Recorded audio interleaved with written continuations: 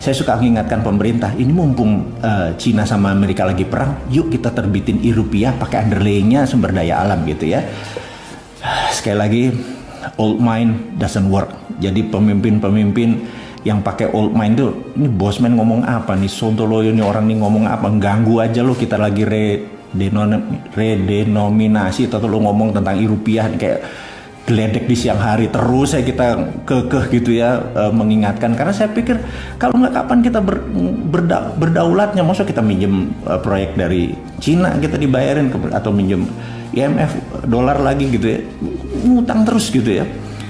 Itu kalau bansos sekarang diubah jadi banpres, bantuan presiden 31 triliun, sementara kalau hutang negara. Kalau bantuan presiden harusnya dibalik bos, bantuan negara, hutang presiden gitu, itu baru jantan gitu ya. Nanti kalau kita jadi pemimpin kita ingatkan siapapun itu, kalau kita mengutang ya kita bilang ya hutang presiden, jadi akhir jabatan ya hutang tersebut harus lunas gitu kan. Janganlah dibawa ke pemerintah berikutnya, jadi ya jantan lah, ngutang sekian ya lunasi di akhir jabatan gitu ya. Oke. Dan kalau bantuan ya bantuan negara atau bantuan pemerintah, jangan bantuan individu, bantuan menteri gitu atau bantuan, janganlah, jabatan jangan dibawa-bawa lah. Oke.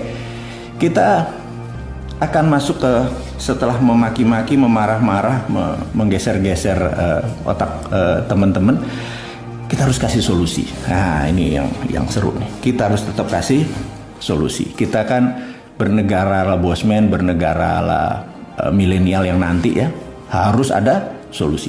Solusinya gimana? Begini, saat ini hal yang paling menyebalkan adalah sistemnya namanya pre-accounting.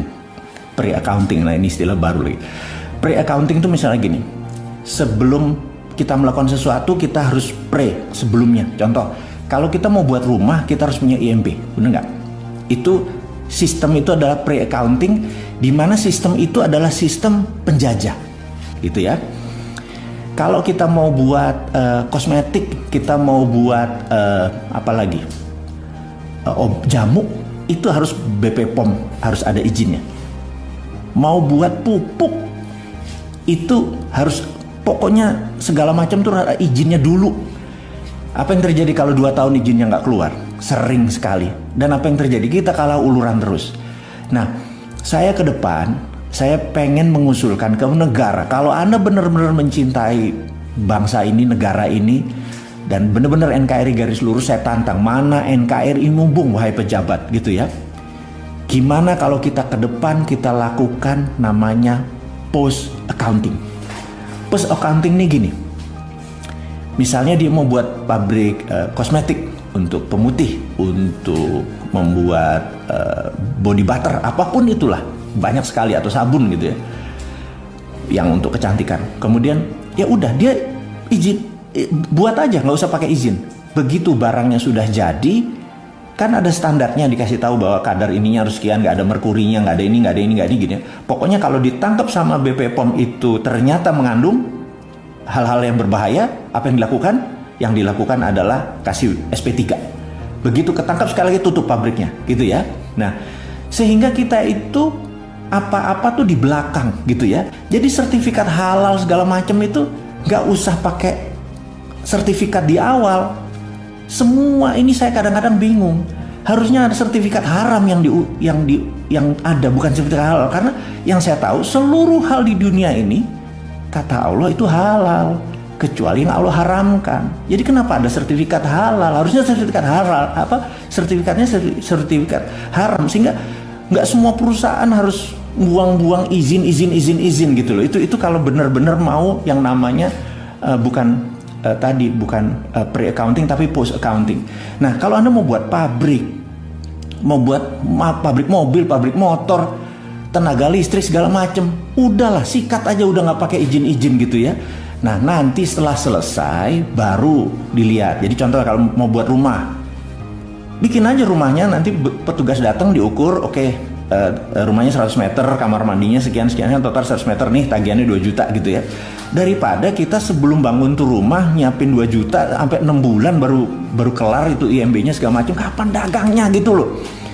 Jadi Saya tahu ini adalah produk penjajah. Penjajah itu kan tidak ingin Indonesia berdaulat waktu dulu menjajah, karena itu apa-apa pre-accounting, apa-apa dilihat dulu, ini boleh, ini enggak, ini boleh, ini enggak gitu kan. Nah, emangnya kita penjajah ini pejabat negara ini kan enggak gitu ya. Anda jangan kayak penjajah lah pejabat itu. Pejabat itu di belakang, hati-hati mengawalnya. Jadi mau itu jamu, mau itu kosmetik, mau itu pupuk. Kita itu kalau pupuk boleh dibuat petani sendiri, kita nggak import, dah gitu aja, gitu ya. Tapi izinnya di depan, mampus aja lo, gitu. Anda kalau benar-benar mencintai tanah air Indonesia, ini usulan saya, ubah dari pre-accounting menjadi post-accounting. Jadi setelah selesainya baru kita audit, baru kita review. Membuat pabrik apa? Bikin job, gitu ya. Kalau Manado bilang sih, bikin job, bikin apa gitu ya. Mau satuin matahari sama bulan, bikin job, bener nggak? Nggak usah mikir, oh nggak mungkin segala macam, nggak mungkin, itu loser gitu. Kita kan winner semua bangsa Indonesia ini. Oke, jadi apapun buat aja dulu, baru nanti kita lihat. Ya kecuali dia buat alkohol, dia buat judi, ya segala itu udah pasti nggak boleh gitu ya. Tapi kalau hal-hal untuk bisnis, lupakan gitu. Bahkan niru pun, ya niru, imitating. Mau dari misalnya produknya Prada kayak mau Dior ditiru, di Tanggul Angin kayak di mana, di Tajur, di Bogor sana mau niru, lepas. Nggak usah bilang nggak boleh gitu, karena begitu kita meniru, lama-lama kita bisa. Jadi ala bisa karena biasa, bener nggak? Setelah bisa nanti kita menjadi innovation, menjadi menciptakan gitu ya. Kalau kita meniru aja nggak boleh dengan alasan haki segala macem, itu kuno, itu old mind gitu. Kita kalau sama internasional, kita pilih bangsanya dulu baru internasional, nation interestnya kita dulu baru internasional. Jadi mudah-mudahan teman-teman, usulan kita untuk pre-accounting dan post-accounting ini, coba Anda yang teman-teman mahasiswa di sini, ada pasti ada yang profesor, ada yang doktor, ahli ekonomi, tata negara, sahabat semua.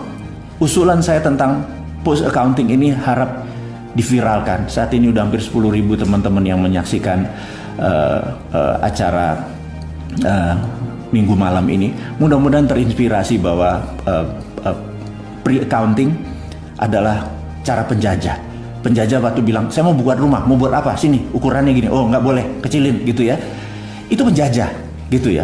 Tapi kalau membuat, bikin aja. Pokoknya nanti udah berapa meter, bener-bener rumah tetangga nggak diambil tanahnya tentunya. Kita hitung, oke, ini bayar 2 juta, ini bayar 3 juta. Di belakang. Itu kita menjadi, menjadi negara yang cepat berkembang. Dan resesi yang tadi dibilang ini lewat, percaya saya. Saya kalau ketemu teman-teman di pedesaan segala macam, mereka bisa buat pupuk, mereka buat pakan ternak, mereka bisa buat pakan ikan, semuanya luar biasa. Tapi begitu mereka mau komersial, mereka bilang ini harus ada BPOM POM lah, izin inilah sertifikat itu yang saya bilang sak. Dan gak ada satupun yang teriak seperti saya bilang saya yang pertama ada yang teriak bahwa itu penjajah. Kalau Anda lakukan itu namanya pre-accounting. Saat ini kalau mau menjadi negara berdaulat, kita lakukan yang namanya post-accounting. Teman-teman, mudah-mudahan Anda nggak ikut senewanan seperti saya hari ini gitu ya. Saya menganggap gampang kok menyelesaikan masalah bangsa ini adalah tidak bergantung pada negara lain atau uang negara lain. Beri aja masyarakat itu kedaulatan. Mereka boleh melakukan apapun selama tidak membuat barang itu membunuh orang. Gitu ya.